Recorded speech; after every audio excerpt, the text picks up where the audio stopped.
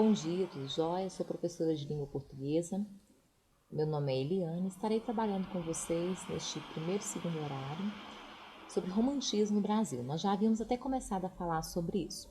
Então, a primeira geração, literatura e nacionalidade. Nas aulas presenciais, nós já tínhamos lido esse poema aí, essa música de Canção do Exílio, de 1853, que foi escrito por Gonçalves Dias.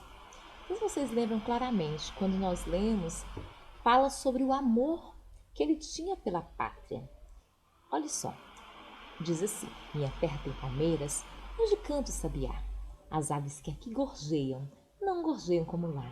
Nosso céu tem mais estrelas, nossas várzeas têm mais flores, nossos bosques têm mais vida, nossa vida mais amores. Em cismar sozinho à noite, mais prazer encontro lá. Minha terra tem palmeiras, onde canta o sabiá. Minha terra tem primores, que tais não encontro cá. Em cismar sozinho à noite, mais prazer encontro lá. Minha terra tem palmeiras, onde canta o sabiá. Não permita, Deus, que eu morra, sem que eu volte para lá, sem que desfrute os primores que não encontro cá, sem que ainda aviste as palmeiras onde canta o sabiá. Nós vemos aí que Gonçalves Dias ele mostra um Brasil acolhedor. Ele mostra um pouco desse eufemismo, que seria o quê? Seria uma atitude de quem se orgulha com exagero de alguma coisa. Neste caso, refere-se à pátria. Bem, por conta da questão nacionalista, os autores eles passavam então a cantar o amor à sua pátria, que foi o caso aí de Gonçalves Dias. Então vamos ver como então construir essa identidade literária de um país. Começou a ser construída então no início do século XIX no Brasil, a identidade aí. E vamos conhecer um pouquinho mais sobre a história. Se vocês, não sei se vocês lembram, eu já havia até colocado um pouquinho da história para vocês nas atividades que eu passei. Mas vamos estar revisando algumas coisas. Em 1808, por causa da Revolução de Porto, a monarquia portuguesa ela foge para o Brasil. Bem, com a corte no Rio de Janeiro, o rei ele fez o quê? Ele implementou melhorias na cidade. Por exemplo, ele colocou portos no país, né? Abriu portos, escolas foram construídas, criou a primeira imprensa oficial, que foi a imprensa régia. Dom João VI trouxe para o Brasil um grupo de artistas. E esses artistas franceses, eles ensinaram os brasileiros a desenhar e a pintar. Como que esses viajantes estrangeiros, eles puderam então, professora, influenciar a escolha de símbolos literários da nossa identidade cultural? Vamos ver como que isso ocorreu? Bem, várias missões estrangeiras, compostas por pró-cientistas, artistas, vieram ao Brasil para coletar espécies, tipo fazer desenhos, registrar um novo rei, enfim. Entre estes veio então Auguste de Saint, que com a missão artística francesa em 1816, Karl von Marx, que veio na missão artística austríaca em 1817. Eles identificaram o índio e a natureza como símbolos das identidade brasileira. E também trouxeram o quê? As ideias nacionalistas da Europa. Bem, então qual que é a relação, professora, entre a independência política e o romantismo brasileiro? Bem, com essa... A relação é o quê? Que criou-se o que? A nação. Então, apropriando a nação aí, com a proclamação da independência em 1822, os intelectuais brasileiros puderam criar então a imagem dessa nova nação, que é uma nação que foi separada de Portugal. Antes, tudo que tinha que conhecer era de Portugal, agora não. Agora criou-se essa nação independente, em relação principalmente a essa questão literária aí, neste momento. Bem, os estrangeiros, eles escolheram os símbolos nacionais e descreveram os costumes dos nativos. Então, o que eles fizeram? Eles catalogaram aqui a fauna, a flora.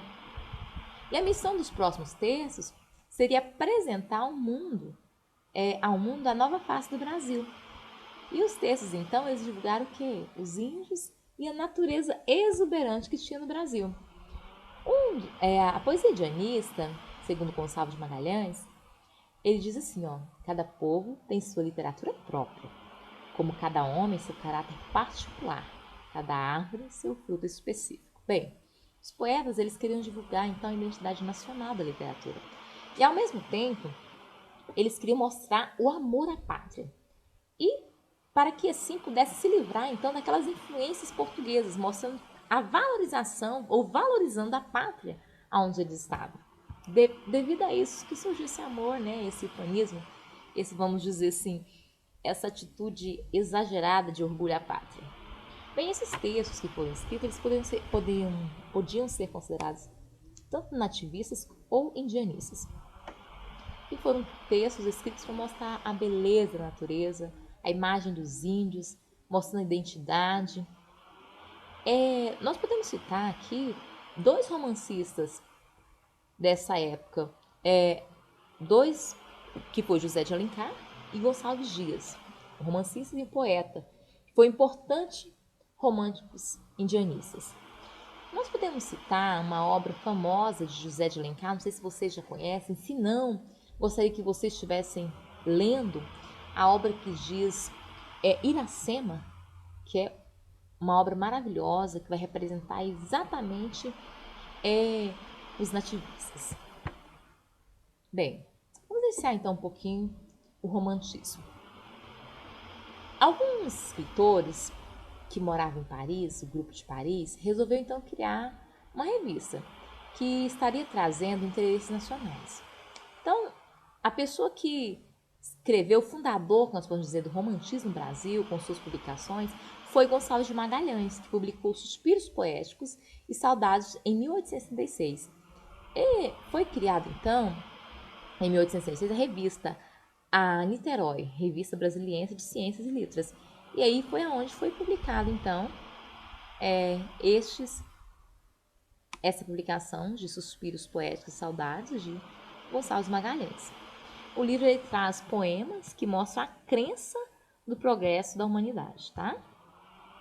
Como então se caracterizou a produção literária da primeira geração romântica? Bem, o projeto literário do romantismo foi, no primeiro momento, a afirmação da identidade brasileira e o resgate do índio e da natureza exuberante como símbolos da nação. Basicamente isso. Quais foram os agentes, professor, desse discurso? Bem, o contexto de produção da primeira geração foi influenciado por propaganda nacionalista que tomou conta do país, como textos dos participantes das missões estrangeiras, com a concretização da independência política. Qual foi então o contexto de circulação? Como isso para vocês? A imprensa régia, né? Ela foi que facilitou o processo da impressão de jornais e revistas.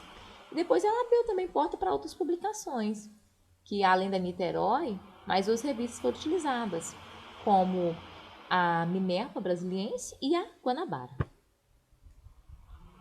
Bem, qual que então é a linguagem do romantismo?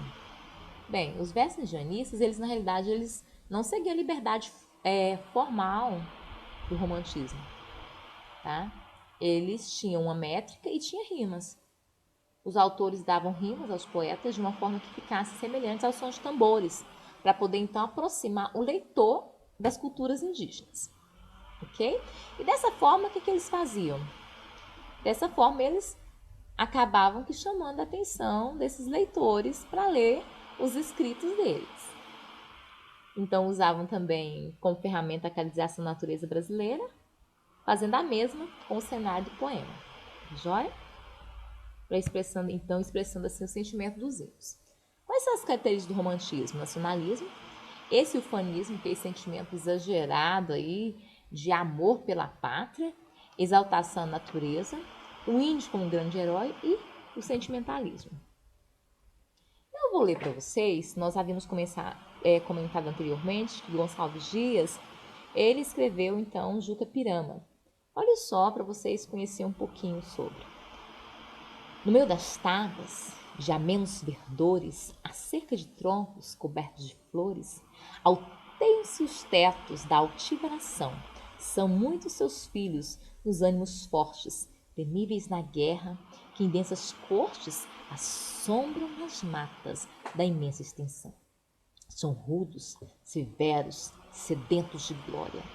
Já prélios incitam, já cantam vitória, já meigos atendem à voz do cantor. São todos timbiras, guerreiros, valentes. Seu nome lá voa na boca das gentes. Dão de prodígios, de glória e terror.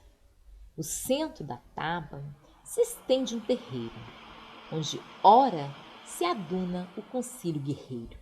Na tribo senhora, das tribos servis, os velhos sentados praticam doutrora, e os moços inquietos, que a fé se namora, derramam-se no torno do índio infeliz. Bem, esse escrito de Juca Pirama, de Gonçalves Dias, nós podemos observar que há estrofes compostas de 6 versos, de 11 sílabas métricas, que é consideradas de endecassílabos. Nós podemos observar as pausas no interior dos versos, que indica então a divisão rítmica, que quebram em 2 unidades. E por meio dessa estrutura aí, o autor ele vai conseguir construir de certa forma uma imagem da cerimônia realizada pelos índios, ok? Bem, como que se caracterizou a poesia indianista de Gonçalves Dias?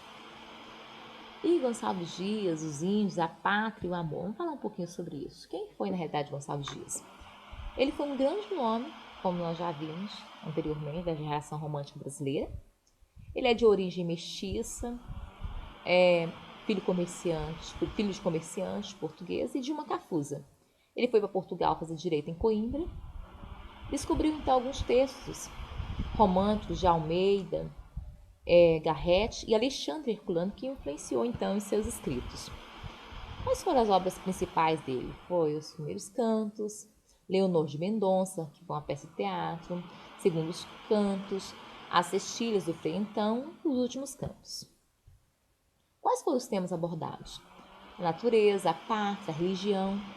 Em suas obras, nós podemos encontrar o casamento, que é a expressão dos sentimentos, a idealização, a religião e a natureza, que mostra o entusiasmo na conexão entre o poeta e o romantismo.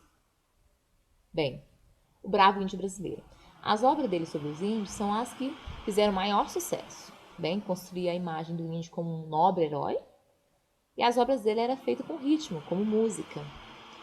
A população, então, gostou muito, tanto é que eles memorizavam as canções, contribuindo, então, para a divulgação de versos românticos nacionais.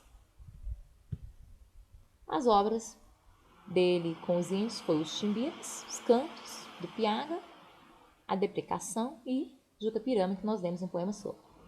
Eu espero que vocês tenham gostado um pouco da nossa aula de hoje e continue fazendo as atividades que foram propostas para vocês aí durante a semana. E espero que vocês nessa quarentena estejam em casa. Logo isso tudo vai passar, nós vamos voltar às nossas aulas presenciais. Eu sei que tudo ficará como lição.